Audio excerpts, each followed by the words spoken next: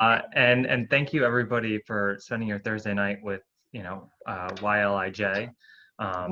We really do appreciate it. I'm Josh. I'm part of the steering committee here with Young Long Island for Justice. And just want, for those who have not joined us for our previous calls, just so you know, our mission statement here is Young Long Island for Justice is a youth-led collective of organizations, community leaders, and residents focused on increasing public awareness and direct action to further anti-racist policies at all levels of government. As a hub for young people on Long Island, YLIJ strategizes, recruits, and mobilizes in order to transform institutions that further systematic racism. That sentence seemed a little off, guys. Okay, thank you, Omar. So structure of the collective. Yep. Awesome. So the steering committee. Steering committee is comprised of, as Deanna said before, a bunch of intersectional leaders, and you'll hear from most of us tonight. So the steering committee is the leaders committed to racial equity that will guide the actions of the collective. The racial equity ambassadors, and we'll talk about that more in a second, they're the organizers that volunteer their time to further the mission of the collective. And I hope that a lot of you on this call have already signed up for that.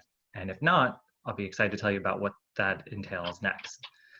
Next on the structure, we have the policy task force. It's the experts and researchers who can help develop and implement the policy platform. Next on our structure is our general membership. So any member of the public that wants to volunteer their time to further the policy platform of the collective, they will be trained and mobilized. Promise we won't send you just out there. Last up, we have our partners. So those are our allied organizations and leaders who want to use their platform and membership to further the mission of the collective. Elmer, can you hit me? Thank you. Cool. So racial equity ambassadors. Is it just me or is there noise being made right now? Do you hear that? No? Okay, we're good. You're good. Let's see. So racial equity ambassadors, what are those? So those are the volunteer opportunities for those who on this call who really want to get involved and say, how do I join this movement? How do I really get some change going? This is what we're going to send out to you. So you can see there's a sign up at the bottom. And there's 3 committees right now for that. You've got a policy and research committee, and really just a few things on that. What you'll be doing if you're on that committee is helping to track New York State and local legislative news, obtaining relevant public available data, submitting Freedom of Information Act request, and creating our platform on policy positions, and also designing survey questions and conducting them. The next committee that we have under the ambassadorship is communications and digital. So if you're really savvy with social media, we want you to help us run our social media accounts. Create data visualizations for social media and other purposes. Also manage our petitions, help us craft press releases. If you have photography or videography skills, we want you. Graphic design, another huge plus. Email management and website development. The last committee on there is organizing and recruitment. Help us run our local town halls like we're doing here and help us do our teach-ins. So exactly what you're going to see tonight is what we want help with. Organizing our protest. We've seen a swath of protest across the island, and that doesn't just happen by accident. So help us organize those. Establishing regular contact with our local officials. And then obviously lobbying on issues of interest that we have here. I don't want you to be scared of hearing this and saying, I don't have any of this experience. That's okay. We're here to train you and guide you, and there will always be a steering committee member assigned to these committees as well. So you will never be alone. This is a collective, and the more of us that there are doing this, the faster and better our mission will get out there. So I hope you all sign up, and if any questions, feel free to reach out to anybody on the steering committee or directly to Young Long Island for Justice on our social media, and we'll be happy to talk you through this stuff.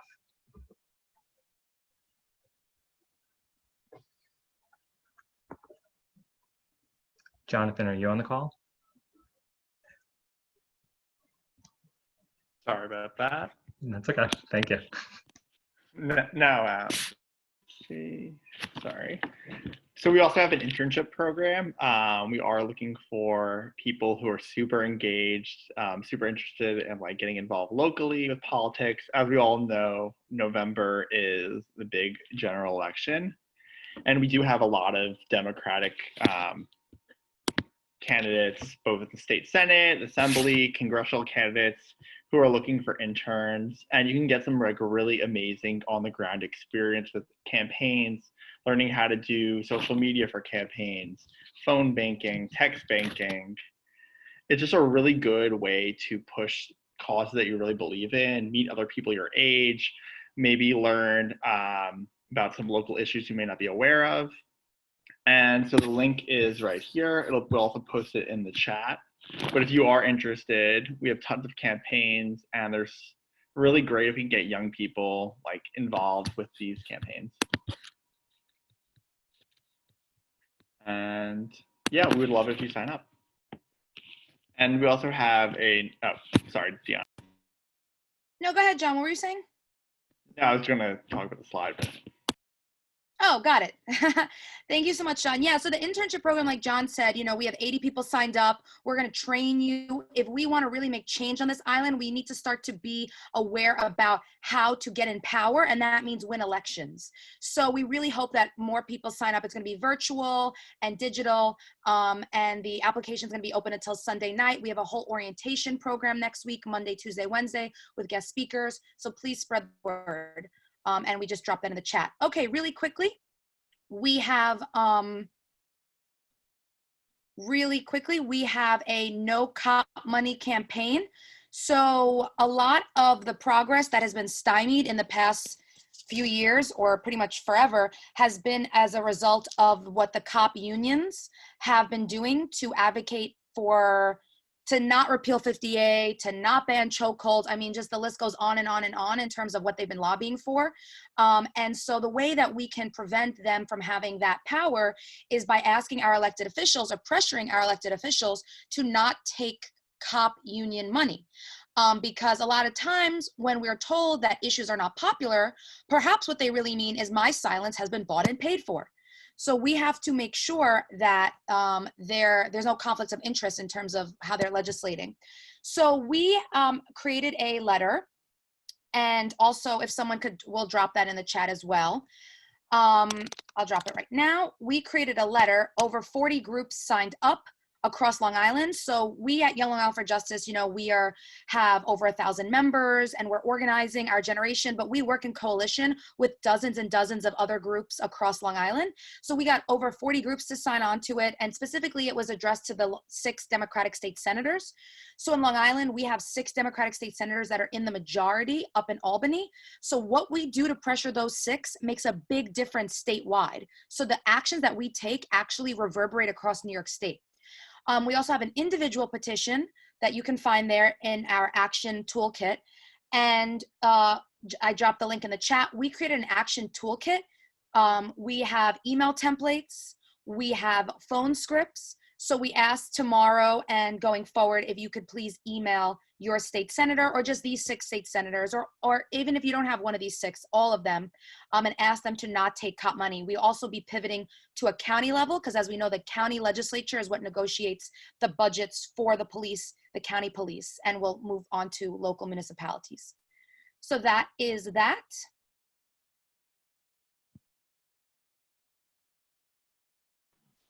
All right, folks. So kind of tying into what so my name is Elmer Flores. I use he, him, his pronouns. Kind of tying into what we were discussing in terms of what the virtual town hall is centering around. It's centering around our call to action to repeal the walking while trans law. And what we're going to do today is going to be an educational, basically, town hall to discuss kind of like what it is, and kind of give you an idea of how to get it involved in actions to get this legislation repealed. So what is the walking while trans law? To give you like the really like legalese kind of verbiage to it, it is a penal law that refers to the loitering for the purpose of prostitution. So it's often referred to as the walking while trans law, and it was passed in the 1970s. It's always been a problematic piece of legislation since its inception. Legal Aid Society has always been at the forefront of fighting against it. Part of the reason why it's so problematic, and just to read you like a quick part of the text of the law, it forbids a person to remain or wander in a public place, including any street, sidewalk, park, or motor vehicle while conducting acts such as repeatedly beaconing, or stopping cars or passerbys, or attempting to engage passerbys in conversation for the purpose of engaging in prostitution. Um, the second bullet point refers to, like, if you are caught up with it, with, like, if an officer pulls you over and you're caught up with regard to this law, the penalties are increased if you've had a previous conviction for prostitution offense, for patronizing a person for prostitution, or loitering for the purposes of prostitution. When we talk about the walking while trans law, I think the key word here is loitering.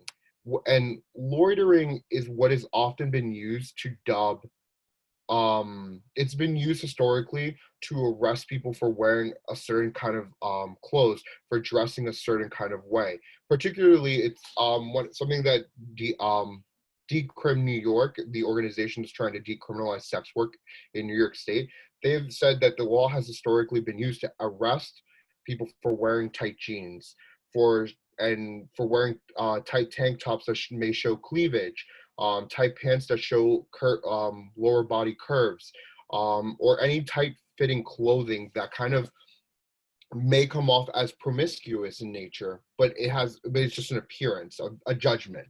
So the reason why this is so important is because a woman can be improperly arrested and detained simply because a law enforcement officer views her clothing or appearance as indicative of a purpose to engage in prostitution.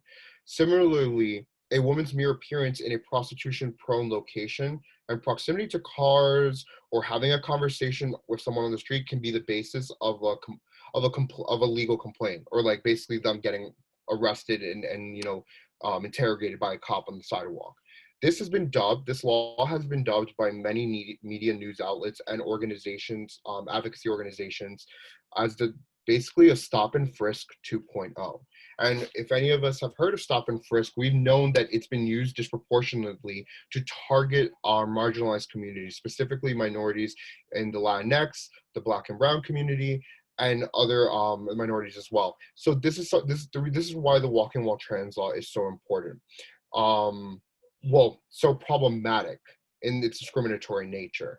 It also allows police officers to arrest and detain women and gender nonconforming, non-binary folks at their discretion based on what they could be wearing or what their appearance is. So it's essentially, we're giving police this power. The legislators have given the police this power to basically make it up to their discretion to determine who gets pulled over and detained and arrested and charged for even the mere attempt of trying to solicit prostitution services or offer it to someone else. So how does gender intersect with police brutality in the larger Black Lives Matter movement? So according to a 2013 anti-violence project, trans folks are 7 times more likely to experience physical violence when interacting with police compared to cisgender victims and survivors. Two examples of this are Tony McDade and Layleen Extravaganza Polanco. Layleen Polanco was arrested after she could not make her $500 bail and missed court dates as part of a diversion program. Sorry. She was found dead in her cell after having her 3rd seizure while in police custody. And there was video footage that showed that police officers, correction officers in the jail were present, but they had not checked up on her, and they were simply laughing because they thought she was passed out and she looked like funny or something to them. And that's something that, it goes to show that trans folks are not respected in the prison industrial complex. They're often disregarded, misgendered, and they're often referred to by their dead name, which is very problematic for the mental health of our trans community. The other example is, what's a dead name? Oh, sorry. So a dead name is a dead name. So a lot of trans folks, it really varies, but a lot of trans folks, when they transition from the gender that they're born with to the gender that they associate with or identify with, that transition process, they they go through the name change process to to basically identify with what they feel most comfortable with, what they feel is their identity. And so their dead name is basically the name that they were given at birth, the name that they do not want to associate with anymore. A lot of, for trans folks, it is extremely important in terms of affirming them, in terms of our mental health and emotional well-being, that we refer to them by the name that they want us to refer to them as. And especially when the same thing comes when we are discussing pronouns. When we refer to folks, trans folks, by their dead name, you're basically disregarding their existence, their identity, their feelings around their upbringing, how they've experienced life thus far as being a trans person. So it's very important. This is why when we talk about trans folks in the system, in the prison system, it's very important that we acknowledge that they are at a significantly higher risk of being victims of police violence in the system, and also at high suicide rates. And this also has to do with a lot of other factors involving that discriminatory system. Thank you, Deanna, for that. So according to a 2017 Anti-Violence Project report, 34% of Black trans women face housing insecurity compared to the 9% of Black trans people. When this is important because when we're talking about the walking wall trans ban, when people are facing housing insecurity, there's nowhere for them to go. There are shelters at night for them to stay over, perhaps, maybe if there's room, but in a city, in like areas where it's very urban or suburban, where there's lack, like Long Island, for example, where the housing resources are very lacking, there's nowhere for these folks to go. So the only place that they can really go is, if they don't have friends or family, is on the streets. And if they're on the streets, they're disproportionately at a higher rate of being targeted for this law, for this discriminatory practice. So when we talk about how it intersects, we have to take the social conditions of trans, gender nonconforming, and non-binary folks into account in how they are criminalized by the walking wall trans ban.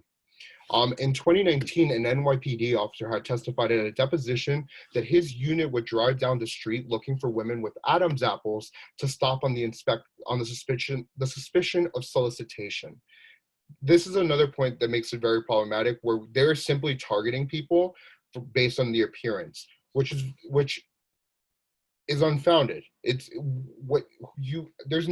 laws that target people based on that account have been questioned as unconstitutional by organizations like the New York City Bar Association. They've brought up First Amendment right issues. There's many concerns and legal issues surrounding that. So this is why it's very important that we get this gendered and discriminatory practice repealed immediately. In terms of the last bullet, this law gives officers probable cause to search someone simply because of how they appear.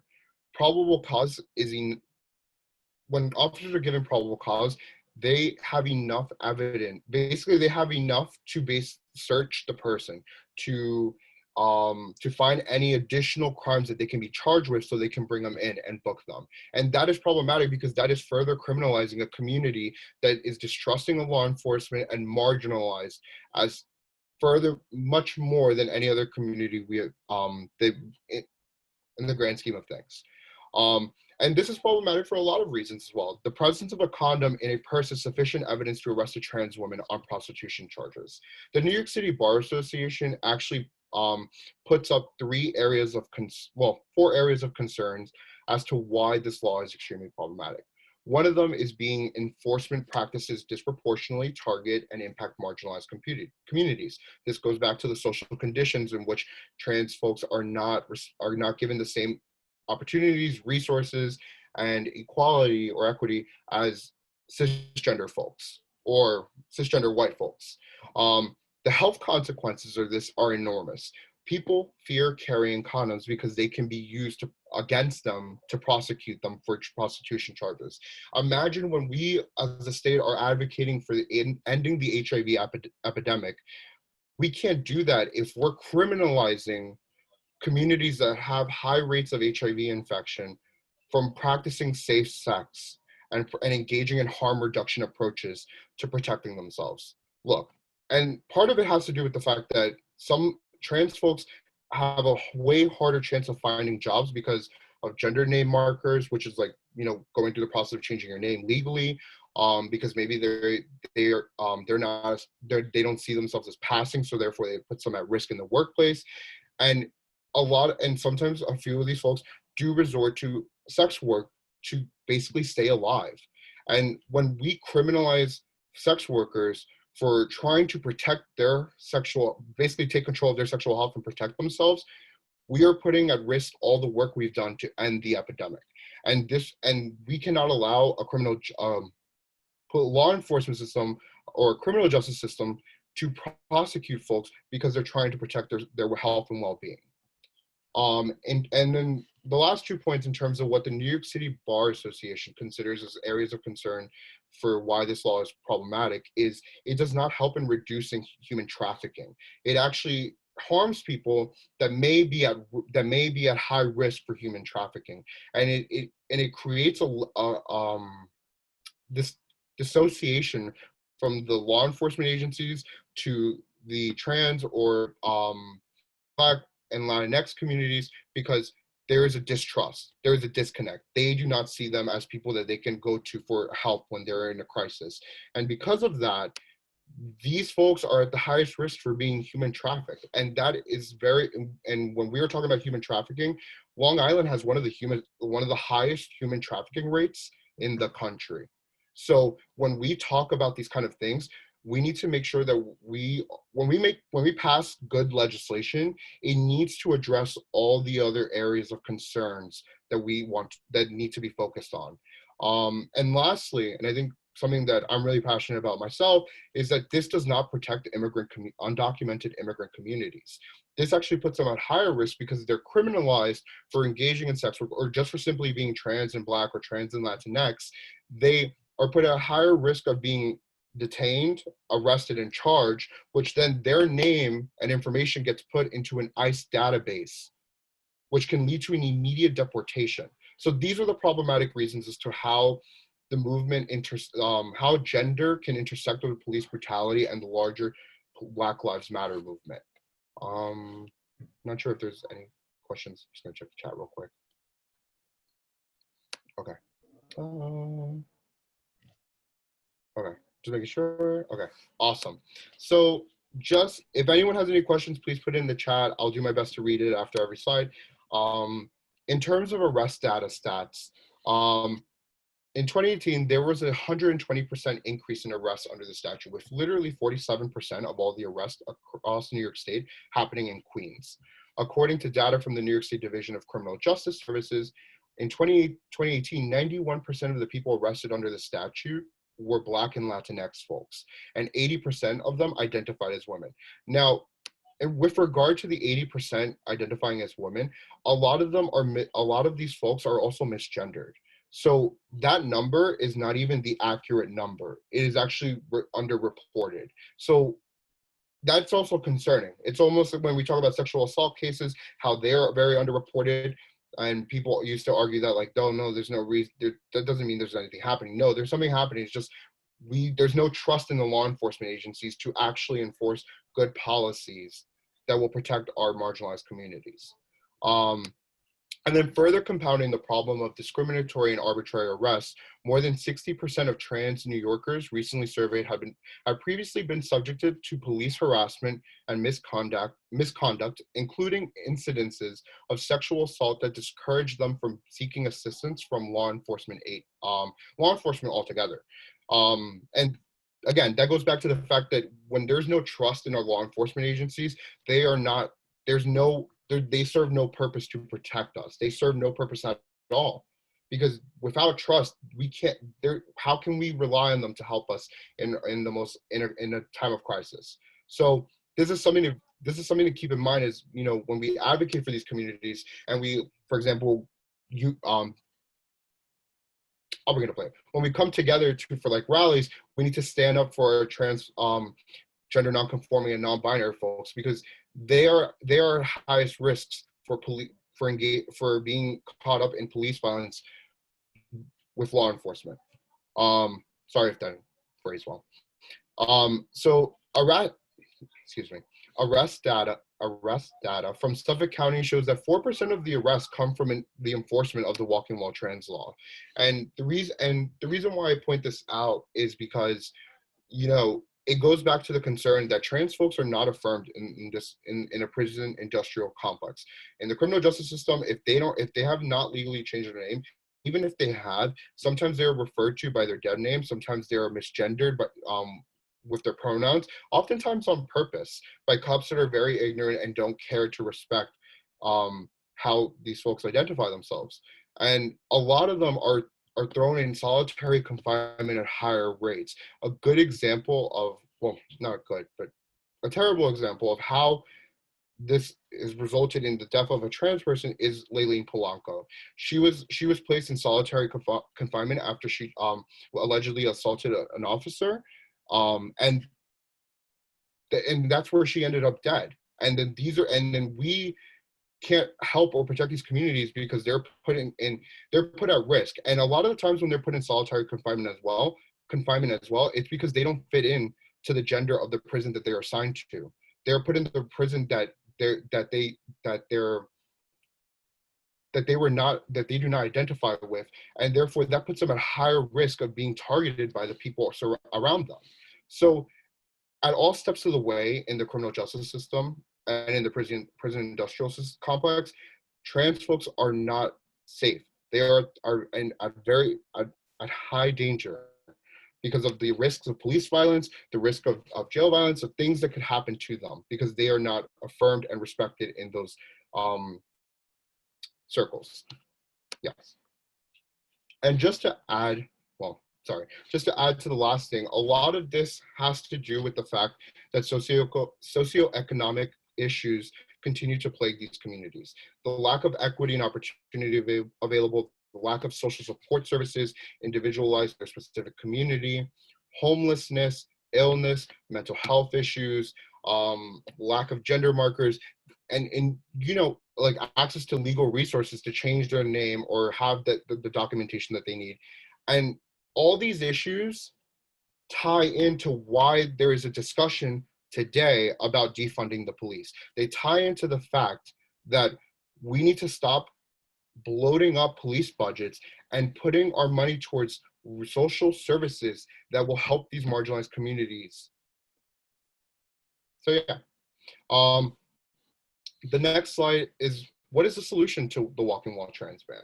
So State Senator Brad Hoylman and Assemblywoman Amy Paulin have introduced legislation, the S2253 in the Senate and the A654 in the Assembly, that will repeal the walking while trans ban. Senator Hoylman, Brad Hoylman, is a New York City senator. He's actually one of the leading advocates for the LGBTQ community in the state. And it's so important because he's been at the forefront of fighting for issues that affect our community. And part of why I think YLIJ and picked this up as like a core issue is because the LGBTQ community is often not included in the speeches and the words and like the legislation that a lot of our elected officials pass, especially on Long Island. Oftentimes we hear about performative allyship where elected officials just say like, oh, it's Pride Month, let me go to a parade and show up and then I'm good. Like that's it. Like they don't have to do more. And that's not it. So we need more senators like Brad Hoylman to stand up for our community and advocate for what may not be politically expedient, but is going to benefit our community in the long run. So the impact of the legislation that Senator Hoylman and Assemblywoman Paulin have introduced, it eliminates one way women are entangled in the criminal legal system. Officers will no longer be able to use women's clothing as probable cause to stop, search, and arrest folks. Repealing is also important because police often use the statute to harass and demean women and transgender, non-conforming, and gender non-conforming and non-binary folks, as well as coercion for sexual favors in exchange for not being arrested. Marginalized communities will no longer be arrested by an arbitrary and gendered penal law. Super important for our undocumented communities, as this kind of arrest can place a person in the ICE database, as I mentioned earlier. And then lastly, this legislation goes as far as protecting and affirming the civil liberties of our transgender and LGBT and larger LGBTQ community, specifically the transgender, gender nonconforming, and non-binary folks to wear, walk, and gather in a public space that they choose to be in.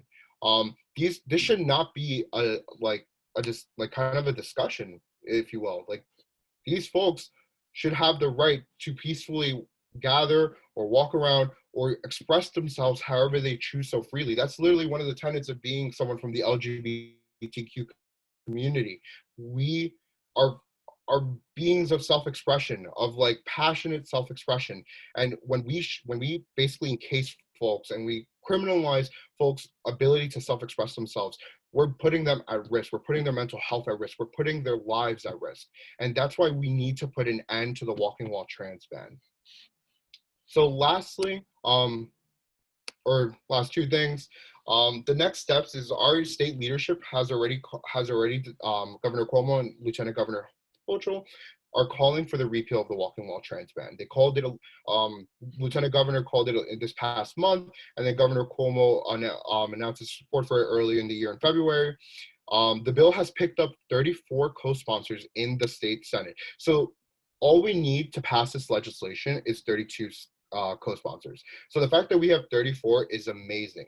And two of them are from Long Island. Well, there's three, but two of them for right now are from Long Island.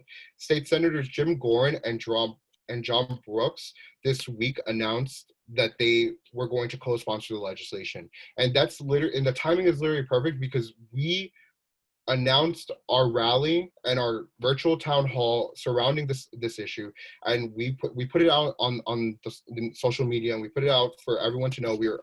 We're rallying people and organizers and community groups to advocate for this law, and the work is the organizing work that we're doing is working.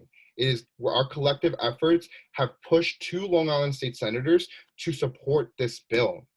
I literally had a phone conversation today with someone from Senator John Brooks's office, where they said that, you know, this issue is not as prominent as it is in the city, but it definitely got the attention of the senator, and he co-sponsored it because he supports the LGBTQ community. So this is why it's so important.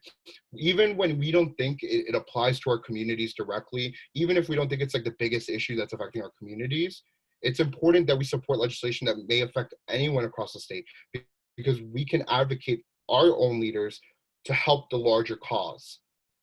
And just to jump in there, Elmer, and the staffer also said that specifically because we, Young Long Island for Justice, organize around this issue and we're having the protest in front of Senator Brooks's office, he then said that was what really encouraged him to understand that this was important to Long Island communities. So again, as you all are planning protests in the next few weeks, we would encourage you to think about the strategic lens and the messaging in which you are organizing those protests. Are you protesting in front of a particularly powerful person? What is your demand of that person? Because that sometimes can elicit more immediate results if people in power feel like they're being called out. Yeah. So literally kudos to everything Deanna said. Literally like echo the same thing. I agree. So in terms of like, basically just to recap what I said real quick, the state Senate has enough votes to pass the legislation, even though we're still, so I'll go into it later, but now we're shifting the strategy to get our state assembly members to support this bill. We're trying to rally them up to support this bill and have enough votes to pass the legislation across the board in the state chambers and get it on Governor Cuomo's desk for signature whenever the next session reconvenes. After this town hall and our upcoming Black Lives Matter rally, we're going to strategically shift our efforts to target these our local state assembly members, as that chamber does not have the equal amount of support that the state Senate does right now. The state Senate is good. They have 34 co-sponsors. We're good to go. We need to get the assembly members on board now. So if you're on Long Island and you got a state assembly member, we're going to tell you about the next actions that you could take to get involved and get them to support this legislation. Just a quick thing on this, YLIJ has created legislative trackers, and we're going to continue adding, we're going to add the walking while trans bill on there because we want to keep supporting this effort. If you are actually interested in being a racial equity ambassador, or getting more involved, these are things you can work on. If you're really into like following legislation and you really love like kind of like figuring out who we need to get, like the strategy behind it, who we need to get to support this, who do you think we can move easily to like support this bill versus another person, then this is something that you can apply to be as a racial equity ambassador and get involved with. So I just want to put that on people's radar. The Walking While Trans bill legislative tracker will be up in the next few weeks. We just have to update it and we'll go from there. Awesome. So how can you take action?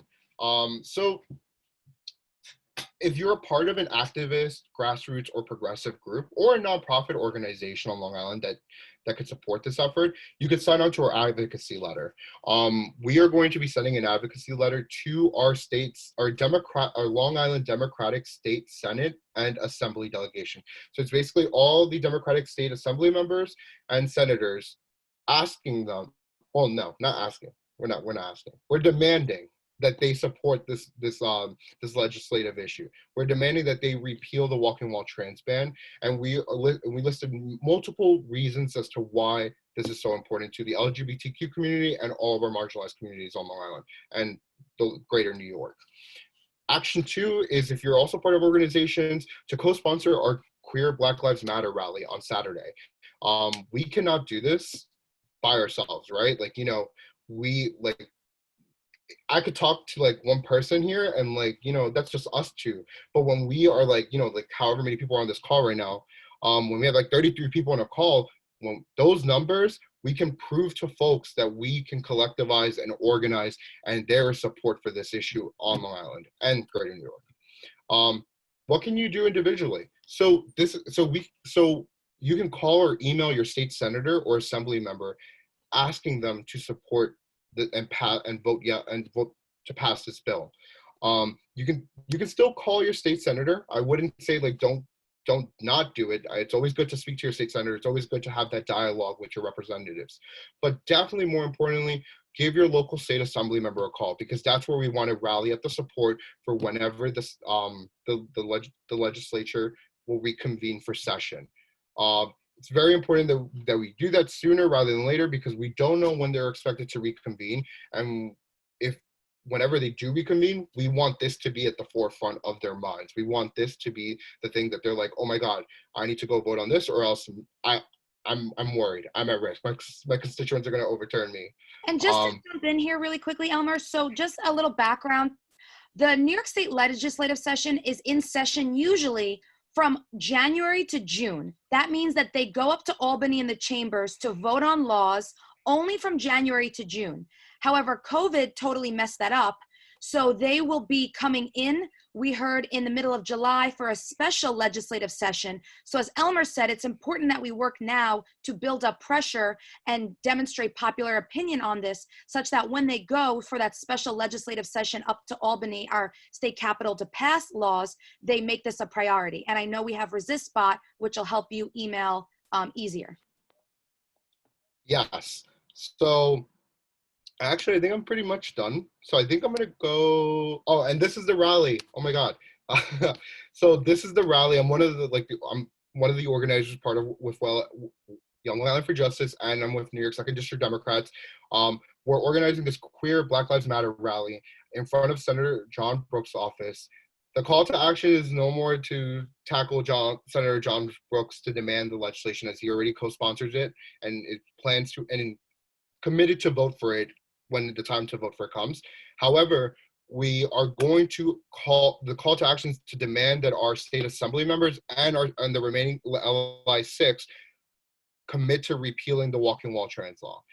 If you can make it, it's going to be in Massapequa from 2 o'clock to 4 o'clock roughly. And we would love you. We want as many folks to come out, whether you're an ally, whether you're a part of the community, we want everyone out there. Please wear masks, and if you can, wear a white shirt. If you can't, it's no big deal. If you guys can bring like a trans flag or like a LGBTQ flag, by all means, that works as well.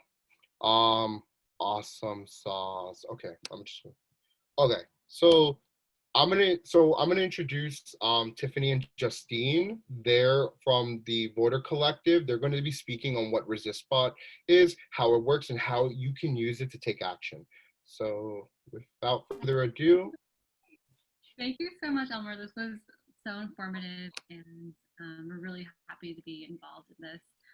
We're here to talk about Resistbot. We've been working with Senator Holman, who is a sponsor in the Senate for this for the Walking Women's bill, and we're just here to talk about like what we can do to help. So, what is Resistbot? Resistbot is it's a nonprofit organization run by volunteers and donations. And it is the fastest and easiest way to contact your representatives about specific policies. And in this case, we're really focusing on walking while trans. So it's essentially a text bot service, and it's more powerful and targeted than the traditional petitions. Where, like, example, change.org, which I know most of you have probably used in the past. It kind of like sits on signatures, but Resistbot kind of uses those signatures and maps to specific legislators based on like where you live. So it's not zip code based, but it's based on like where your exact districts are. So the senators are getting verified emails from like their actual voters, and this is really impactful because they're seeing that their voters are listening and like responding to them, which is great. And here's an example of like how it works. We already set everything up. So if you text walk, you could email your electors in like less than a minute. The next slide. And Tiffany, if I may just really quickly jump in, Resistbot was so important a few weeks ago in the repeal of 50A. They set up something, I think it was text 50A or Ristis. I didn't know what that word was, but I texted it to 50409 in 30 seconds, everyone. And then if you can go back to the previous slide, it said to me, would you like to send a letter? Would you like to send a letter to Governor Cuomo, Assembly Member Griffin, and Senator Kaminsky? I said yes. They were like, your signature number 3000 or something. And it was insane. And then I was like, oh, this can't be real. I then got an email back from my senator, an assembly member, saying, thank you for sending an email. We will get back to you. So if you are not sure, if you don't want to copy and paste templates and you just want to do something really quick, it takes 30 seconds and it's so effective. Mm-hmm. Yeah, 100%. Like, well said. Couldn't have said it better ourselves. And we have Ian on the call-in kit, and we were part of the 50A group that got this going. And it got so much attention from New York State legislators that Senator Holman was like, can we do the same thing for walking while trans? And we're like, we are here. Let's set it up. So happy to hop on. It's not one of those campaigns that gets filtered. Like, our state legislators are noticing this, and we just want to leverage the same technology for this bill that is ready for a vote. We just got to get that public pressure out there. So what will this do for walking while trans? If you text the code, and like, we're just basically trying to get this code out there. It will send 3 verified emails to your state assembly person, your state senator, and Governor Cuomo. Governor Cuomo is getting spammed, and it's freaking amazing. And they might respond to you directly, exactly what Deanna said. Here's an example of someone tweeting like, oh my gosh, like, my assembly person called me and we talked for 12 minutes about this policy, which is amazing. And it targets with purpose. So these texts translates into data, which translates into power. So we could like be like, hey, yo, Governor or Senator Montgomery, like, you have 2,000 emails in your inbox about this one policy, this one bill that we want to get repealed. Are you going to respond? Mm-hmm. And they can verify that in their own inboxes and be like, oh my gosh, like these are my voters. Yeah. And obviously this data is de-identified. So just knowing how many people in each district, and especially this is where Long Island comes into, is so important here. We could kind of target those non-sponsors, those Democratic non-sponsors, to vocalize about these issues. And it works. Like, we know from 50A that this works. This is 50A was kind of like a trial that went too well. So we want to we want to kind of leverage this, and like, they hear us. They're listening. They're checking their inboxes, and so. Tiffany, I have a question. I've done this before. So it already knows Resistbot, what district I'm in for the Assembly and State Senate. If I'm texting walk to 50409 for the first time, will I be asked what my zip code is? How does Resistbot know at first what districts I represent? A great question. It's not zip code based because the way that districts are set up are with gerrymandering and everything. It's kind of like boundaries. So like you could be in one zip code and have two different representatives based on where you fall on that boundary. And so Resistbot uses like this is above my head, but like they map it based on boundaries. So based on your address, they'll know who your state senator is and who your assembly person is. And once you text the code, they'll let you know who your person is too. So it kind of like takes all those steps of like searching your person, who we know that when people have to go through all those steps, they lose interest. And so this is kind of, it streamlines that process. I don't know if that answered your question. Yes, thank you. Like to set up and like get registered with Resistbot also takes like less than 5 minutes. So the first time you ever text, it will ask you a few personal questions, but it's really simple, really easy, and 100% anonymous. All we know is how many emails are getting sent. So your information is private. We can say like, hey, X, Y, and Z, like you have 500 emails in your inbox. Like that's pretty much all we can say. So a question is, what if you have two addresses? Honestly, use the address with choose wisely. Choose the person who we want to target. You know,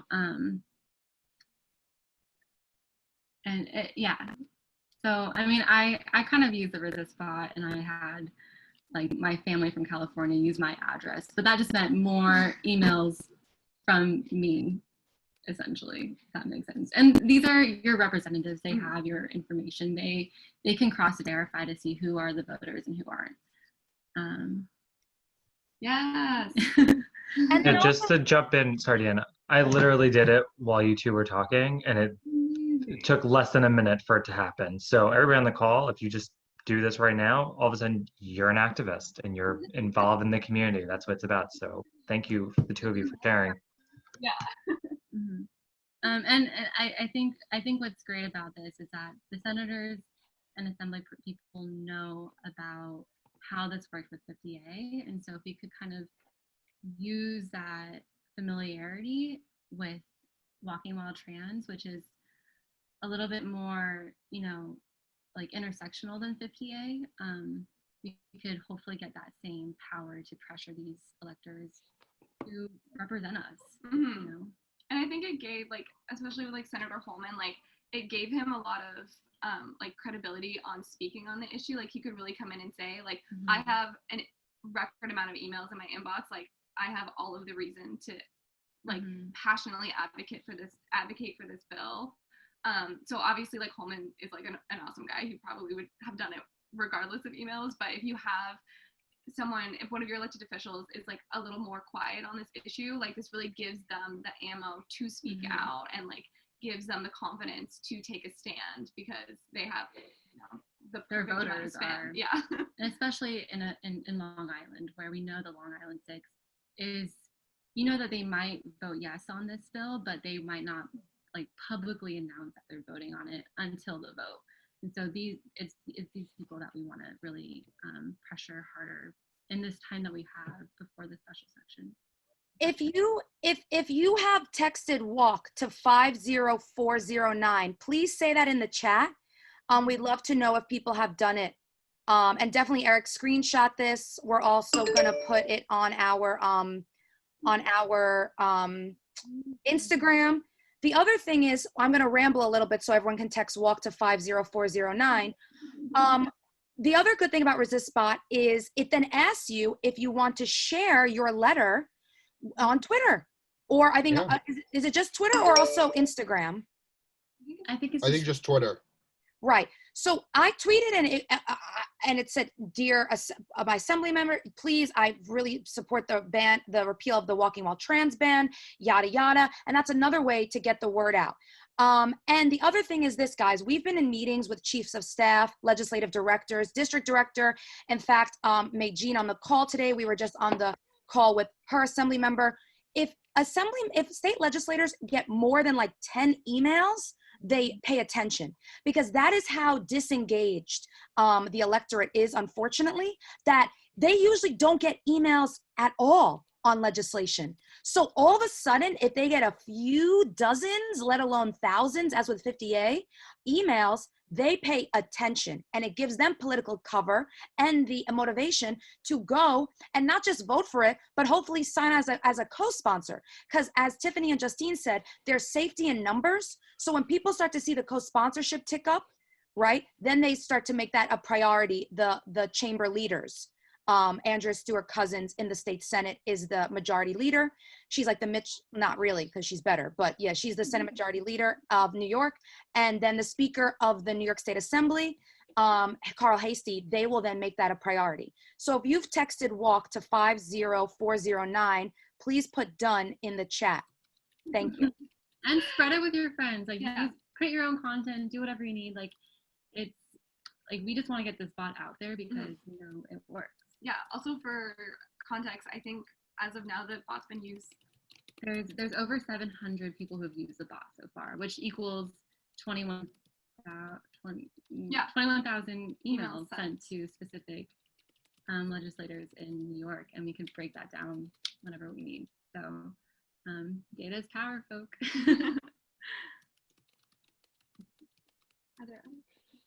Awesome. So I think that's it from you both, right? Tiffany, Justine? Yeah. Awesome. Thank you so much. And I am actually not sure. Is someone covering? Yeah, I take over from here. Okay, awesome. Yeah. So, Elmer, you did a great and fabulous job. Clearly, you know, I learned a lot. I actually didn't know about this legislation. I'm glad that, Elmer, you've given us all of this to really look at. It's amazing. So I appreciate all the work that you did to put this together.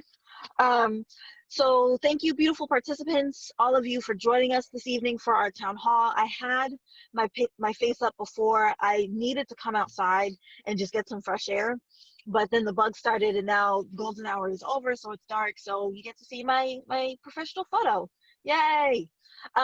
So we are going to again emphasize and ask that you join us, join our movement, help us push and move this forward. You know, we're doing the work, we're being recognized for all of this that we're doing, and we need more. You know, there's only a few of us who are speaking to our electeds, organizing these slides, you know, making phone calls, organizing protests, and we need more people to join us. So please sign up to be a racial equity ambassador. We need to electeds listen to numbers, and they listen to their constituents who know what they're talking about, and they are open to having conversations. You know, Deanna and I coached Meijin about how her conversation with her assembly member was going to go, and it went great. So I'm very happy. You know, you're not going to be just kind of joining this and, you know, unfamiliar with what's going to be your responsibilities. There is so much to do to break the 400 years of oppression and violence that we've grown up in. So it's going to take some time, and it's going to take all of us. So we really, really ask that all of you join us as racial equity ambassadors, because we need your support. And we are going to once again open up the floor. I know it is 9 o'clock, so I think we'll do, what, 15 minutes? Does that sound about right? Sounds good. Yeah? Cool. All right. So for those of you who are organizing protests, and I actually want to expand it, if you just have some good news, maybe there's, you had a good conversation with your elected official, maybe you've spoken to your university whenever COVID is over and you go back, about removing statues, maybe there's a petition that you have. So who's here, who wants to speak, and who wants to tell us, you know, what's going on? And Really I don't know, share our good news. Really quickly, Tara just asked, if you sign up to be a racial equity ambassador, because we've had this sign up now for a week or so, we will be reaching out next week. We will kick off the program. We wanted to have a week or two to have the application open, and this is rolling, so you can always, you know, sign up whenever. We will be organizing the committees next week. And also, please, Tara just asked if there's a spam filter. We have a MailChimp that we send out from Young Long Island for Justice at Gmail, and it has been going to a lot of people's promotions folder or spam folder on Gmail. So just be sure to look for it there and also drag it to your inbox so it doesn't go there anymore. And to Kiana's point, the racial equity ambassadors, how that's different than if you just filled out our sign up form, is the racial equity ambassadors will really be doing the work, doing the meetings, doing the policy research, helping us draft press releases and whatnot, as opposed to our membership will be more participants in forums that the racial equity ambassadors will plan. So to Kiana's point, that's it from us. What's the good news, fam? And the other thing that I actually wanted to add was I did attend. I'm in Freeport. I don't know if I've like ever said who the hell I was. I just kind of get on here and I start talking. So my name is, I know it says on the screen Kiana Biaria Anderson, but I recently got married. So my actual name is Kiana Abadi. I am a political consultant, campaign manager. I've worked in government offices. I've worked for elected officials in Nassau as well as in New York State. And I'm now working as a National Women's Program Manager as well as a New York Program Manager for an organization called New American Leaders. So I am all about this political government life. I've been about this life for about 7 to 8 years now. And I'm not tired. I'm so excited to see all of these new, I'm so excited to see all these beautiful new people and joining us and this movement. So one of the events that I went to today was in regards to Akbar Rogers, who was a man who was brutalized by police here in Freeport. And I know a lot of us do the work about, we really started doing all of the work after George Floyd, and it was a culmination of there being COVID-19, George Floyd, Breonna Taylor, and it just all kind of spiraled. And we ultimately have not taken a look at our own backyard. And I'm guilty of this, and I'm admitting my guilt in this. And when I heard about Akbar Rogers, I said, oh my goodness, I can't believe this is actually here in Long Island. But to be fair and to be clear, it's always been here. It's always been, we've always had these issues. It's really just because we're in our own silos, because we're so segregated, so separated, we don't actually realize how this is going, how this affects us and where this is happening. There have actually, so far, there have been 3 incidents of police violence from Nassau County and Suffolk County that we know of. And it's terrible to hear the stories of what has happened on Long Island. And it just goes to show that we're not exempt. And it's great that we're doing all these protests, and it's great that we're having these town halls. And I think we just need to remember that it happens here too. It happens in our communities as well. And I want to emphasize that because a lot of times we don't, like I know I didn't recognize it. And the downside of all of this is one of the police officers that was involved in this issue is the mayor of Freeport's son. So it's nepotism, it's racism, it's a whole system of oppression that exists, and it needs to be cleaned. So I'm going to get off my soapbox. I'm going to be doing some personal work myself to organize my own village, and because that's really what needs to happen. But I encourage anyone who's interested, I will definitely share it to YLIJ, and hopefully you all can join us. Oh, I see a hand. Yay. Ricardo? I'm unmuting you and I'm lowering your hand. Hi, can everyone hear me? Yep. Awesome. So I have some partial good news about a university in my area. It's Hofstra University in Hempstead. So I don't know if anyone has heard about this. I've actually didn't. I only heard about it from my friend who goes there. There's a statue of Thomas Jefferson, who was a brutal slave owner. He had like 700 slaves. And there was a petition to relocate the statue. And they did, but they moved it right outside of the museum. And we want it to be inside of the museum. So there's petitions. If you want, I could put it in the chat. I'll actually ask my friend about it, and hopefully we'll have good news about it next week. So yeah, that's all I have to say. We would there it is. also love Awesome. to centralize petitions. I know a lot of people have been doing a lot of work with school boards. We have our friend Eric here from Levittown Coalition for Change. They're organizing around school board issues and whatnot. If you have any petitions that you want us to put on our website, please DM us, email us as it says there. Yeah, we'll put all the petitions on our website. I love this removing of statues. You don't learn anything from a statue. It's frozen in history, and 9 times out of 10 it was erected after the person has passed on. We learn about all of these people in textbooks, and we don't contextualize their imprint on history. A lot of these statues that we have on Long Island, a lot of the names that we emphasize, it's just for small people to make themselves feel better about people they think are great when they're actually just basic. Girl, You know? girl, that is a whole fact. Honestly, I literally had to moderate 100 comment Facebook thread that was literally an argument about Robert Moses. It was the craziest thing I've ever had to do in my life.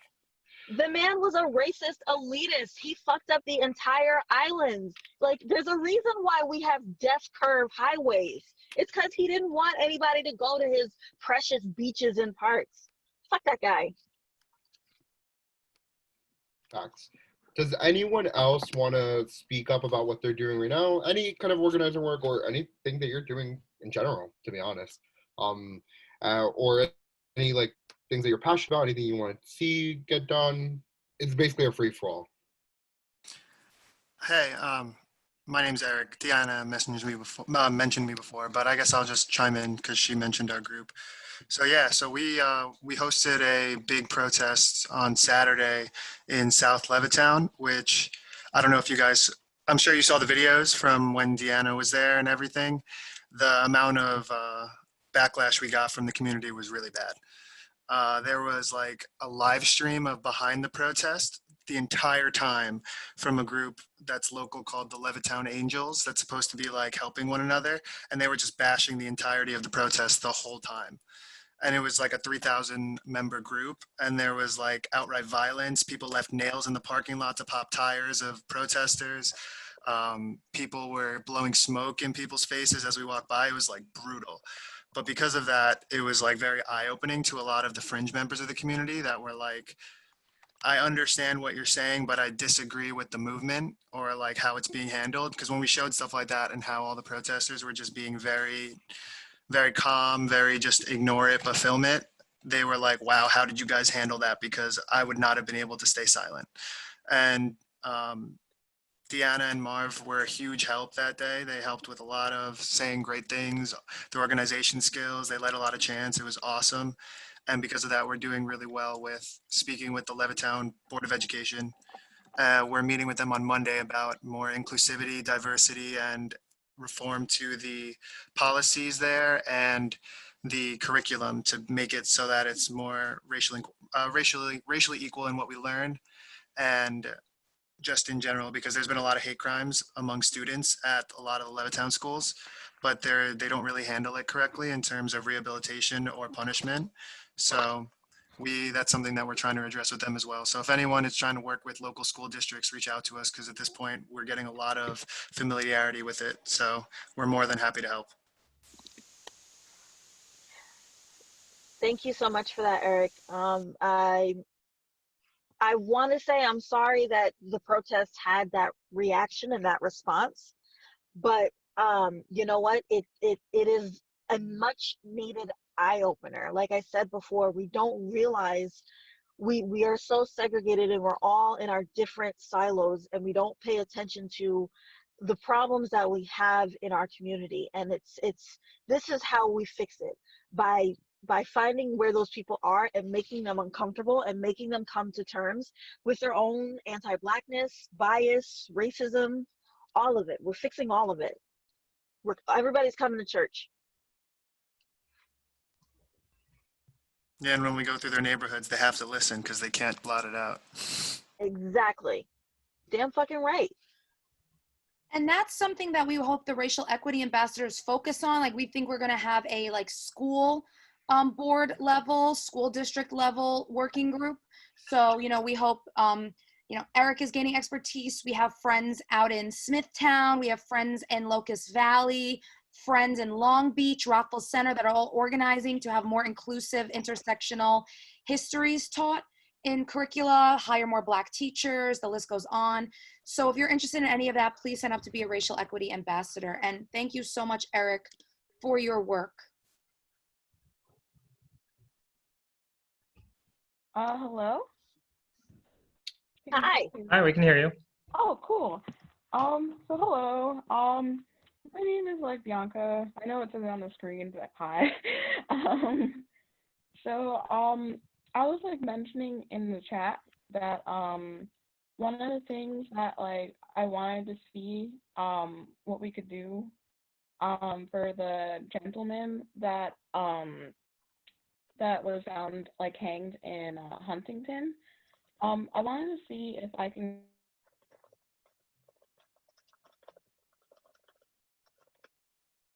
Uh-oh. Bianca, can you speak up again? I think we lost you.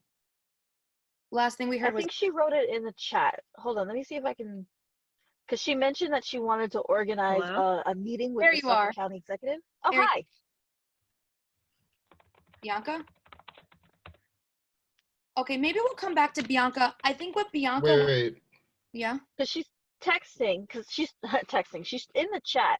So Oh, Bianca, I'm going to, we can't hear you, but I saw your message in the chat. And Bianca was trying to organize a meeting with the Suffolk County. Can you guys hear me now? Yes, hi.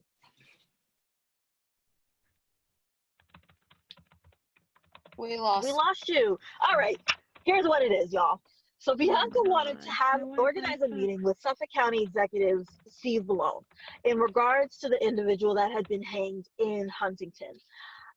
There's a lot of back and forth. Hello? I recently saw an article today saying that the individual. We can hear you now, Bianca. Keep going. Keep talking. Say a lot of words.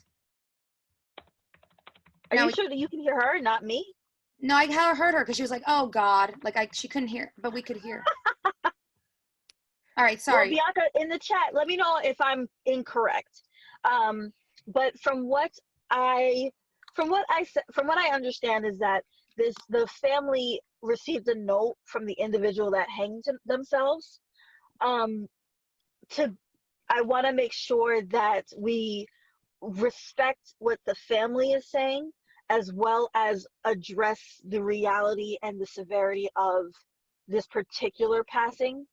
So I would be happy to, I think we would be happy to help organize a meeting with the Suffolk County Executive.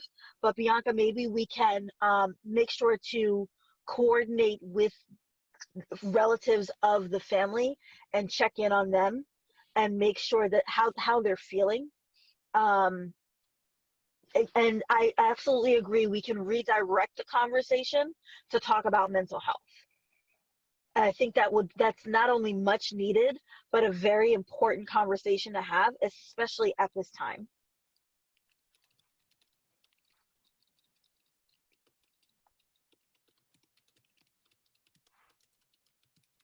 Awesome. Bianca said, I feel like with everything going on, it's important that we talk about mental health in the Black Hispanic community. I agree. Yeah, we need it. And it's also going to be a crucial point. It's going to be one of the crucial aspects of defunding of the larger discussion to reimagining the police, defunding the police departments.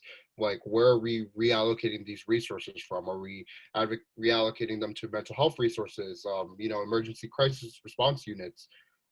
Bianca says, I know growing up and for a lot of people, mental illnesses just wasn't a thing, and it's something we cannot definitely ignore now. And I agree with her. I think one of the things that I missed earlier when I forgot to speak about Tony McDade was that he had a mental health illness and he was begging the courts for help, and the courts still the judge disregarded his pleas for help, indicted and convicted him, and sent him to jail in New York.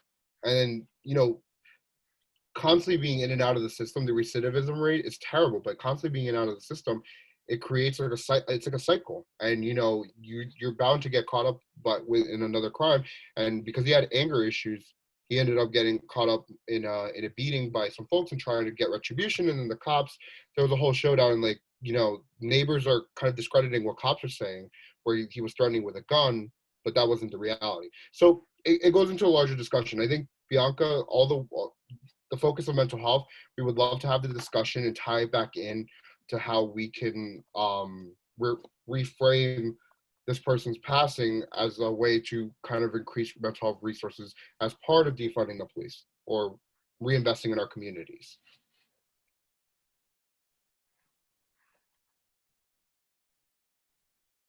Okay.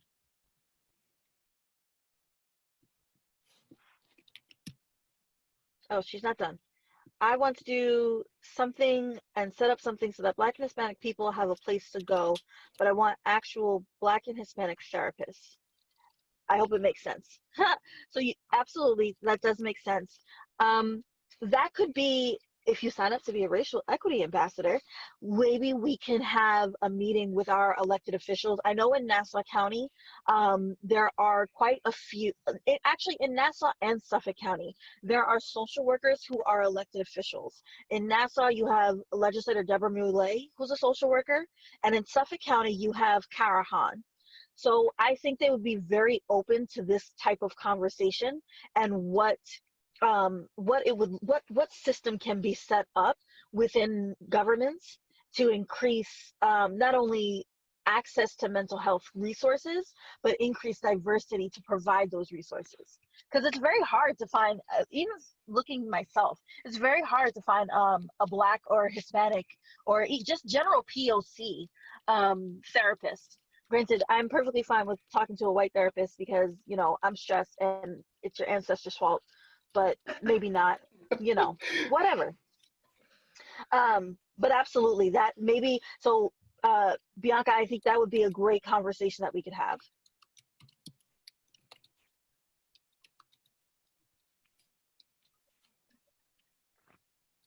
I just want to take a second because things. I know I love it.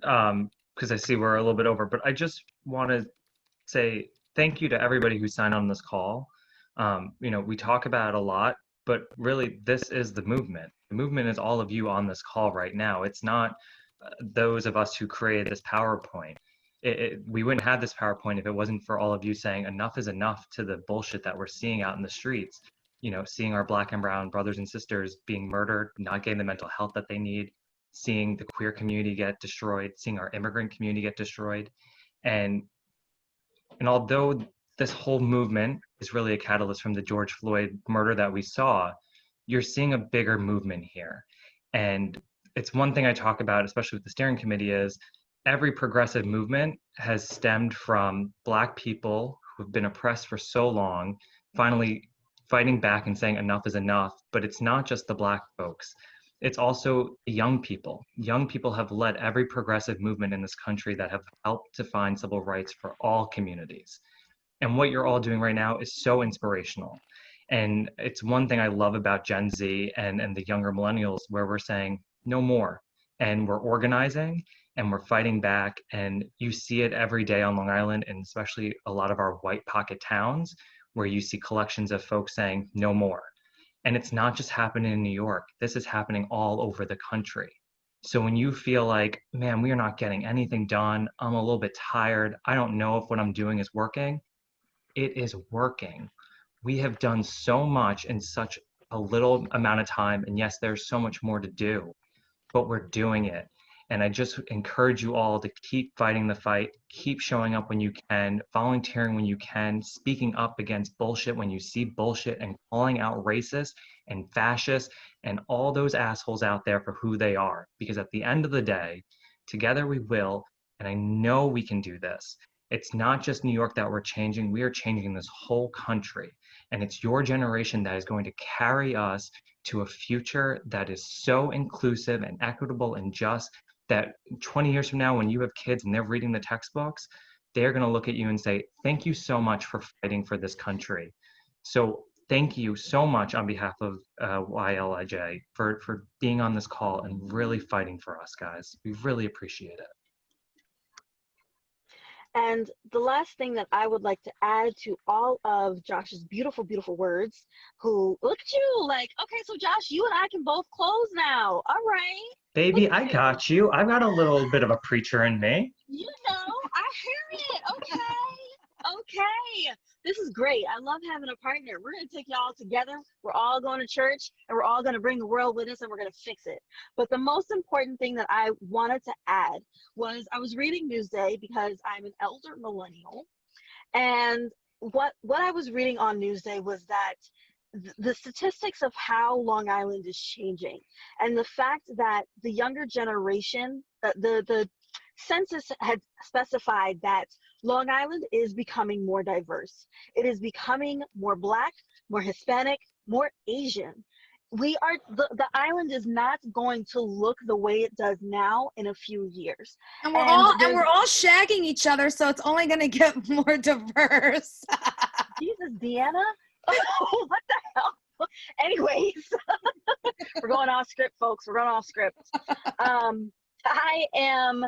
I'm very proud of that reality. But what tends to happen when our communities become more brown, there's a shift between value. And when our communities become more brown, become more Black, become more Asian, what have you, we are somehow something happens where we are devalued because of white flight. And we need to make sure that we are recreating the island that should be, the just, diverse, equal, and equitable island that Long Island actually is. We want to make sure that if the white people decide to leave, they can leave, because we have the white allies who will stay with us and build a right and just community with us. And that's important. We're also getting younger. Somehow, I don't know how, because I know I can't afford to live here by myself, but somehow we are able to move to Long Island and diversify it not only in race, but in age. And that's so important, because that means that we are going to be able to reconstruct what values this island holds dear. And then we'll be able to help the next generation and help them with their issues. And we'll be able to show them, this is what we did. We took the whole pie. We let the older people just kind of look at it for too long, and they let it sit out and it got stale. Now we had to fix the ingredients and make a new pie. And we're going to help you do that.